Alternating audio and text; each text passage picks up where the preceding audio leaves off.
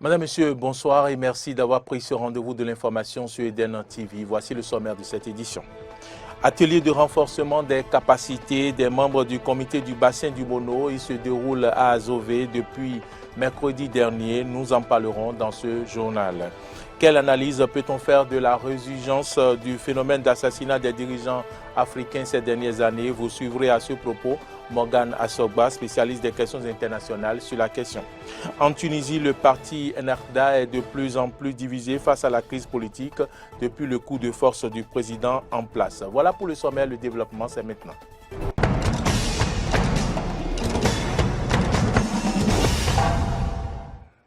Merci de votre fidélité et bienvenue dans ce journal. En bref, la Haute Autorité de l'Audiovisuel et de la Communication a levé la sanction d'interdiction de parution du journal La Nouvelle Tribune à travers une correspondance en date du 5 août. Elle lève ainsi la sanction qui pèse sur cet organe depuis le 26 juillet 2018.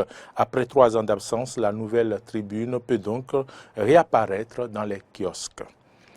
Les membres du comité du bassin du Mono prennent part depuis mercredi dernier à un atelier de renforcement des capacités. Au cours de ces assises qui se tiennent à Azové, les participants vont s'approprier le rôle et responsabilités dans l'élaboration du schéma directeur d'aménagement et de gestion de l'eau. Les détails avec Jonas Bouchi.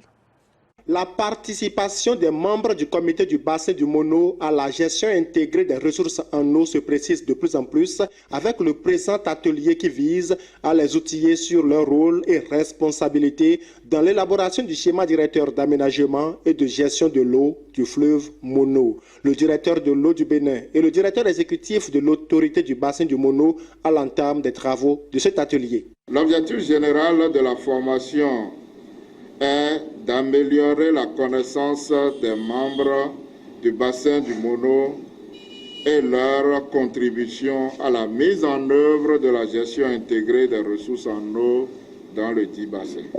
De façon spécifique, cet atelier permettra aux membres du comité de bassin du Mono d'assimiler le concept et les principes de la gestion intégrée des ressources en eau et mieux s'imprégner de leur rôle dans la gestion des ressources en eau partagées du bassin du Mono, de s'approprier leur rôle et responsabilité dans le processus d'élaboration et de la mise en œuvre du schéma directeur d'aménagement et de gestion de l'eau SDAGE. Le président de ce comité pour le compte du Bénin est bien conscient de l'enjeu. Face aux problèmes pressants de dégradation des ressources en eau et ressources connexes de notre bassin, la mise en place de l'opérationnalisation du comité du bassin en tant qu'instance qui favorise bien sûr la concertation et l'adhésion des acteurs du bassin aux initiatives et décisions de gestion durable du bassin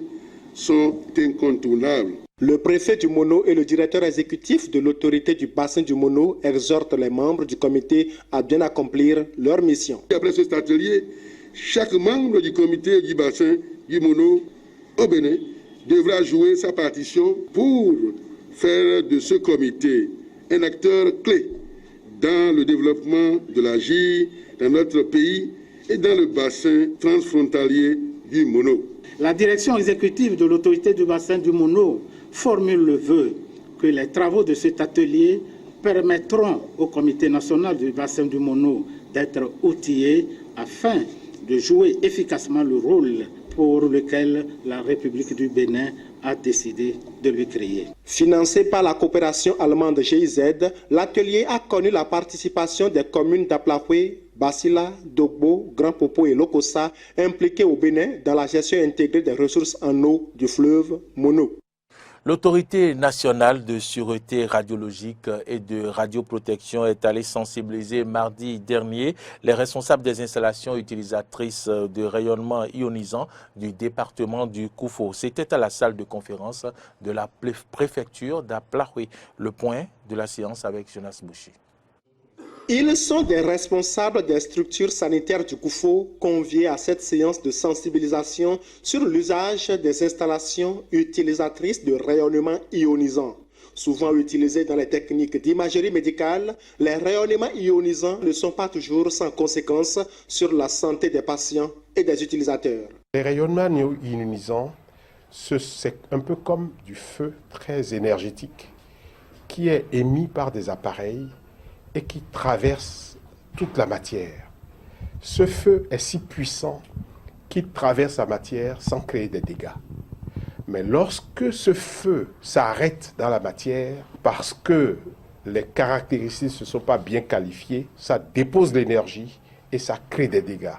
Et c'est ça qu'on appelle l'ionisation de la matière. Pour réduire les risques de cancer radio-induit au Bénin, l'autorité de sûreté radiologique et de radioprotection a été instituée. Marcelin Amoussoubdenou en est le secrétaire permanent. Il y a des moyens pour éviter ces risques. Et ces moyens, c'est ce qu'on appelle le contrôle qualité des appareils qui sont utilisés. L'Agence internationale de l'énergie atomique a offert gracieusement tous les équipements nécessaires pour ce contrôle qualité. Dans ce cadre, il y a un certain nombre d'obligations et de devoirs de ces responsables et ils doivent les respecter pour ne pas tomber sous le coup de la loi. Cette séance changera désormais les manipulations hasardeuses des rayonnements ionisants à entendre les participants à la fin de cette séance. Nous avons reçu pas mal de conseils pour savoir comment nous comporter désormais, nos obligations dans nos centres de santé. C'est une première pour moi de participer à une telle sensibilisation sur les radios ionisants. Cette sensibilisation est venue à point nommé parce que nous ignorons beaucoup de choses sur le fait que les radios ionisantes peuvent créer beaucoup de dégâts sur la santé. Donc ça nous permettra de prendre des précautions pour remédier à cela. Ça permet également de sécuriser et le personnel et les usagers malades que nous recevons. Les personnes compétentes en radioprotection sauront manipuler désormais les installations utilisatrices de rayonnement ionisant avec la délicatesse requise pour ne pas endommager la santé des patients. Au cas contraire, ils subiront la rigueur de la loi. Je vous l'annonçais en titre, les tentatives d'assassinat des dirigeants africains se sont multipliées ces dernières années. Récemment, les cas maliens et malgaches amènent à une analyse de la résurgence du phénomène. Pour Morgan Assogba, spécialiste des questions internationales, l'analyse du phénomène se fait sous deux angles, un angle social et un angle complotiste. Suivez ici ces propos au micro de Freddy Loris Davor et Romaric Devouchy. Il y en a qui versent dans l'angle social qui pourrait faire croire à une sorte de mécontentement ou de frustration qui existe dans les différents pays. Mais lorsque vous essayez de regarder la chose sous l'angle stratégique, qui parle d'une théorie complotiste, il y en a qui estiment que peut-être la tentative d'assassinat au Mali serait liée à cette attitude du président de transition Goïta à vouloir changer le dispositif même de partenariat et de relations entre le Mali et d'autres États. Du côté de Madagascar, la théorie complotiste semble avoir tout son sens parce que lorsqu'on regarde pas la tentative, mais cette fois-ci l'assassinat en Haïti, qui fait partie de ces pays du Caraïbe, on a des liens, selon les enquêtes, on a des liens avec les États-Unis, avec d'autres pays qui seraient impliqués dans ce processus. Et donc, lorsque vous regardez cela, ce n'est plus la thèse de la frustration qui marche. On pourrait favoriser à la fois la thèse du complot et de la frustration. On peut parler à une combinaison des deux. Pourquoi? Parce qu'il faut savoir que les États, les hommes politiques utilisent les failles des systèmes. Et ces pays qui sont concernés ont déjà des failles dans leur système, failles économiques, failles sociales, failles même politiques. Donc ces failles sont exploitées par tous ceux qui auraient des intérêts qui seraient menacés par les leaderships en place dans ces pays. Autre information dans ce journal, l'homme le plus fertile du Bénin avec 159 enfants et 44 femmes repose depuis hier dans sa dernière demeure, Ouessou à Gandan, j'allais dire, Ouessou à Gandan à Kowe. J'y suis arrivé, âgé de 77 ans, a été enterré par les dignitaires musulmans, suivant le témoignage de quelques proches du défunt. Hier, vers midi là, qu'il est décédé. Mais d'hier jusqu'aujourd'hui là, on sent qu'il y a quelque chose qui s'est passé. C'est un sentiment de tristesse. Je suis triste parce qu'un homme qui a vécu et qui a de femmes que nous voyons, qui a de charges comme ça, quand il quitte, vous allez souvent savoir que ça dandine. Sont derrière là. Il faut que nous qui sommes ses proches, nous qui nous rassemblons derrière lui, puissent prendre son relais. Plus de 157 enfants, ce n'est pas donné à n'importe qui. Il le fait et il arrive aussi à les encadrer tous et à leur donner l'héritage qu'il faut. Donc quelqu'un de cette nature, il faut l'applaudir. Le sentiment qui m'anime, vous voyez que si on perd comme ça l'un de ses administrés, on est un peu triste. J'ai le sentiment, je suis un peu triste, mais il a déjà fait pour lui, car le nombre d'enfants et ce qu'il a fait, son nom est ineffaçable sur la terre. Donc, pour cela, parce que bon, la mort, c'est un lieu incontournable. C'est quelqu'un qui est endurant et quand il attaque quelque chose, il n'aime pas vite relâcher. Mais en fin de compte, il sait que lui-même, il est homme. Et d'autant plus que c'est une créature de Dieu, il regarde Dieu. Nous étions allés à la découverte de Akowe Agandan Wissou de son vivant. L'homme avait fait de nombreuses confidences sur sa vie de famille. Je vous invite à suivre ce reportage réalisé par la rédaction de Eden TV il y a de cela quelques années. La petite Moussila Akowe, environ 6 mois, est pour le moment la dernière née d'une fratrie composée de plus de 100 enfants. Œuvre de l'agriculteur, tradithérapeute Agandan Wissou Akowe, aujourd'hui âgé de 113 ans. Selon les chiffres reçus avant de le rencontrer, il est père de 157 enfants, dont 41 filles et 116 garçons. Mais c'est tout le contraire qu'il nous déclare. J'ai 41 garçons. Et les filles, je ne peux pas vous dire le nombre, peut-être 80 et même au-delà. Le secret de sa virilité et de sa fertilité, c'est les plantes, affirme-t-il. Il reconnaît tout de même s'être marié jusqu'à ce jour à 44 femmes. Même si certaines d'entre elles ont déjà divorcé, elles ont eu des enfants avec lui.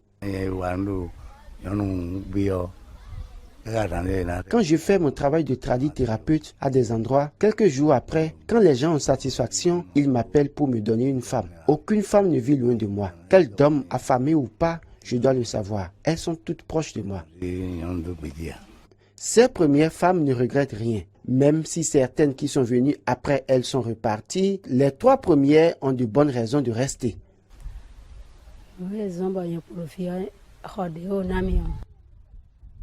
La raison de ma présence ici est qu'il n'a pas pris la chambre qu'il m'a construite. Il n'a pas dépensé mon argent pour prendre d'autres. Tant que tu as à manger, tu ne peux rien refuser. Je ne lui refuse rien.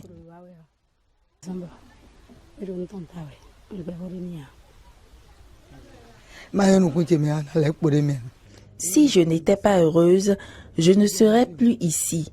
Si ton mari est polygame, tu dois être heureuse puisque vous êtes nombreuses. C'est bon. Quand je suis arrivée ici, on était 5 femmes jusqu'à ce qu'il en prenne beaucoup pour que nous soyons nombreuses ainsi que les enfants. Les disputes, ça ne manque pas, mais nul ne garde dent contre sa seconde, nous confie ces femmes. On se dispute, mais pas de rancune. On se dispute, mais dès le lendemain, on fait la paix. C'est comme ça en vie. Quelle dispute? Oh non. On se dispute le matin et déjà le soir ça passe. Et on est à nouveau dans la paix. Agandan Wissou Akowe estime avoir assez de biens pour assurer un héritage à ses enfants. Et pour preuve,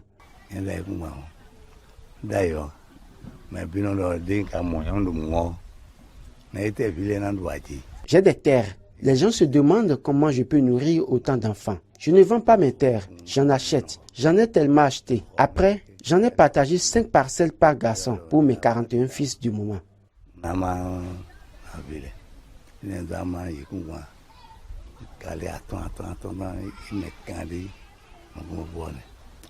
Des parcelles, il en dispose ailleurs comme dans la commune de Toré. Il en a vendu une partie pour entamer la construction de cet immeuble, preuve de sa prospérité, nous précise-t-il. Pour Agandan Resso Akowe, il y a bien des avantages à être polygame. Ce que ne conteste point ses enfants. Son deuxième fils, Lamidi Akowe, est marié à 2 femmes. Quant à sa deuxième fille, Souliat Akowe, elle vit dans un foyer polygame et serait prête que son mari prenne jusqu'à 5 femmes.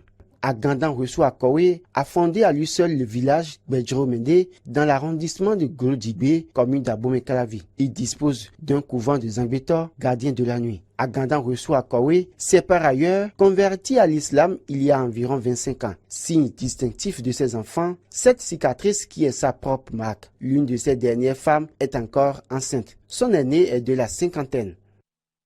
Paix à l'âme du défunt.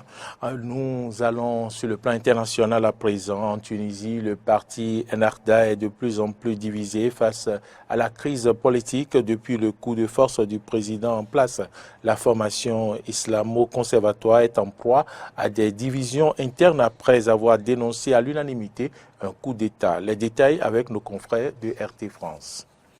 Le parti islamiste Ennahda dans la tourmente depuis ce fameux 25 juillet où le président de la République, Kais Saied, a décidé de geler le Parlement et de limoger le Premier ministre. S'en est suivi des limogeages de certains ministres et certains hauts fonctionnaires du gouvernement. Le parti Ennahda pointé du doigt durant les dernières manifestations qui ont fait descendre les Tunisiens face à la dureté de la vie, face à la crise politique, économique et sociale dans laquelle le pays se trouve depuis des mois. Le parti islamiste qui était pointé du doigt, rendu responsable des maux de la société. Pendant différentes manifestations, certains bureaux de ce parti dans différentes villes du pays ont été saccagés, vandalisés, alors que le parti islamiste, dans les premiers jours qui ont suivi la décision du président Kais Saied, ont parlé d'un coup d'État constitutionnel. Ils semblent revenir sur leurs paroles en voulant mettre en place un dialogue avec le chef de l'État afin d'opérer des réformes pour sortir le pays de sa tourmente. Le parti islamiste Ennahda, qui a commencé son conseil de la Choura depuis le 4 août, semble être plus que jamais divisé et les députés et les membres du parti ne sont plus aussi unis autour de leur chef de file, M. Ranouchi. M. Ranouchi, qui est même pointé du doigt par les membres du bureau, qui l'ont rendu responsable de la crise que vit actuellement le parti Ennahda. Certains même ont demandé la dissolution du bureau exécutif et la démission de M. Ranouchi. M. Ranouchi qui joue la carte de l'apaisement pour essayer de maintenir sa place au sein du bureau exécutif du parti Ennahda, un parti Ennahda dans la tourmente qui demande à ce que les députés puissent se retrouver, se recentrer au cœur même de leur politique, au cœur même du parti politique, un parti politique plus que jamais divisé et fragilisé. Ebrahim Raïssi est le nouveau président de l'Iran, élu hier au Parlement. Raïssi est revenu dans son discours d'investiture sur le rôle de l'Iran au Moyen-Orient et promet ouvrir la porte à une diplomatie sans pression ni sanctions. Suivez un extrait de son discours. Les sanctions contre la nation iranienne doivent être levées. Nous soutiendrons tout plan diplomatique permettant d'atteindre cet objectif. La puissance de la République islamique d'Iran dans la région crée la sécurité. Les capacités régionales de l'Iran soutiennent la paix et la stabilité dans les pays et ne seront utilisées que pour faire face aux menaces des puissances dominatrices et tyranniques. Madame, Monsieur, c'est ici que se referme ce journal. Merci de l'avoir suivi. Bon week-end à toutes et à tous et bonne suite de nos programmes sur Eden TV.